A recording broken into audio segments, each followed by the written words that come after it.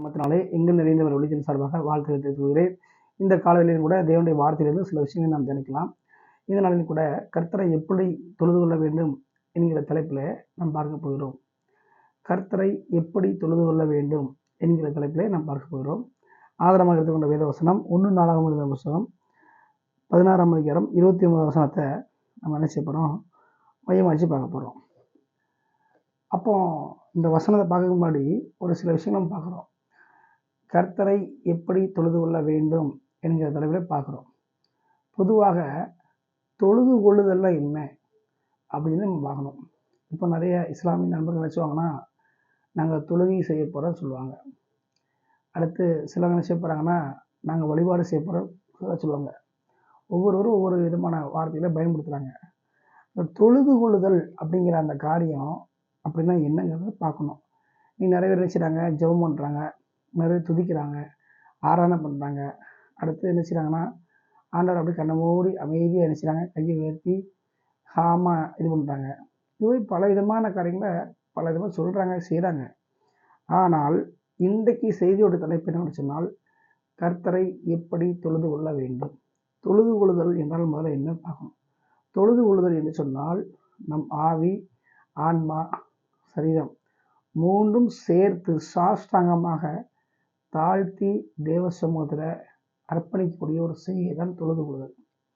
நம்முடைய உள்ளான ரீதியான அந்த மனுஷன் அப்படியே சிங்காசனத்திற்கு முன்பாக வணக்கமாக விசாசனம் விழுந்து ஒப்பு கொடுத்து அண்டி கொள்கிற ஒரு அனுபவம் தான் தொழுது கொள்ளுதல்.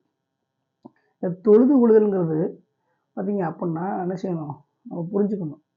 நம்ம மனங்கால போட்டு ஜெபம் பண்ணுறதுனாலையோ ஆராதிக்கிறனாலையோ துதிக்கிறனாலையோ அதுதான் தொழுது கொள்ளுதல் அல்ல. தொழுது கொள்ளுதல் வேற, துதிப்பது வேற. தொழுது கொள்ளுதல் வேற, ஜெபிப்பது வேற. தொழுது கொள்ளுதல் வேற, ஆராதிப்பது வேற. ஆனால் இன்னைக்கு நம்ம பார்க்குறது என்னன்னா, ஆவிக்குரிய அந்த அனுபவத்தில் ஆன்மீக ரீதியாக உள்ளான மனுஷனோட பார்த்தீங்கன்னா தேவ சமூகத்தில் சிங்காசனத்தில் ஆவியில் சாஷ்டாங்கமாய் விழுந்து கொள்கிற அனுபவம் தான் தொழுது கொள்ளுதல் அர்த்தம். இந்த தொழுது கொள்ளுதலை அநேகர் என்ன செய்ய மாட்டேங்கிறாங்க. நீ சரீரம் தான் என்ன செய்யுது அப்படி இப்படி செயல்பட தவிர உள்ளான மனுஷன் ஆவியில் தேவனுடைய சிங்காசனத்துக்கு முன்பாக சாஷ்டாங்கமாக விழுந்து கொள்கிற அந்த அனுபவம் இல்லை. அதுதான் தொழுது கொள்ளுதல். அந்த அனுபவம் கண் திறக்கப்பட்டு, காதுகள் திறக்கப்பட்டு, இருதயம் திறக்கப்பட்டு உண்டாகக்கூடிய நிலையில் வரக்கூடிய அனுபவம். அப்படிப்பட்ட அந்த ஆவியில் தொழுது கொள்ளக்கூடிய அனுபவம் இருந்தால் மட்டும்தான் நம்ம வாழ்க்கையில் இன்னும் ஆழமாய் தேவனுடைய சத்தத்தை கேட்டு சித்தத்தை அறிந்து கொள்ள முடியும். சரி, அதை எப்படி தொழுது கொள்ள பார்ப்போம். 1 நாளாகமம் 16 அதிகாரம் 29 பார்க்கலாம். கர்த்தருக்கு அவருடைய நாமத்திற்குரிய மகிமையை செலுத்தி காணிக்கைகளை கொண்டு வந்து அவருடைய சன்னிதியில் பிரவேசிங்கள். பரிசுத்த அலங்காரத்துடனே கர்த்தரை தொழுது கொள்ளுங்கள். இன்னைக்கு எப்படி தொழுது கொள்ளுதல்னு பார்க்கும்போது நிறைய பேர் டான்ஸ் ஆடி தொழுது கொள்வாங்க, நிறைய பேர் பாடல் பாடி பண்ணுவாங்க, நிறைய பேர் பல விதங்களை பண்ணுவாங்க. ஆனால் இன்னைக்கு பார்க்குற தலைப்பு என்னன்னா, எப்படி கர்த்தரை தொழுது கொள்ள வேண்டுமா, பரிசுத்தம் அலங்காரத்துடனே கர்த்தரை தொழுதுங்கள்.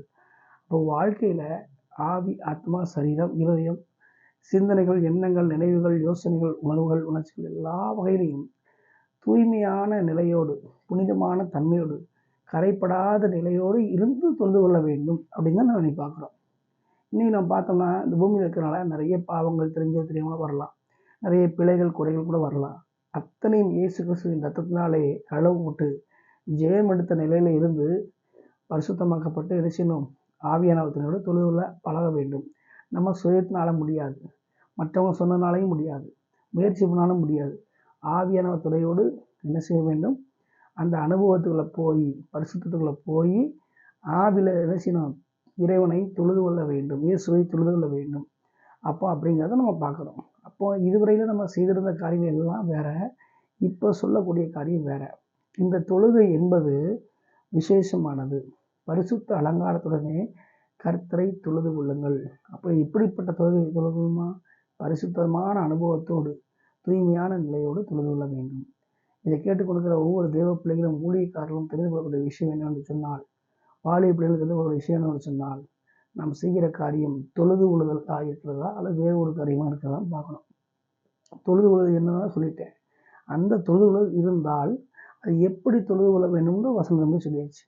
அப்போ நாம் அப்படிப்பட்ட தெய்வீகமான உன்னதமான தொழுது கொள்ளுதலுக்கு நேராக வாழ்க்கையை அர்ப்பணித்து தேவனுடைய இதயத்துக்கு நெருக்கமானவர்களாக மாறி தேவ சத்தத்தை அறிந்து கொண்டு பரிசுத்தமாய் தொழுது கொள்ள வேண்டும் என்று சொல்லி உள்ள அனைவரையும் எங்கும் நிறைந்தவர்களையும் வாழ்த்துகிறது. ஆமென்.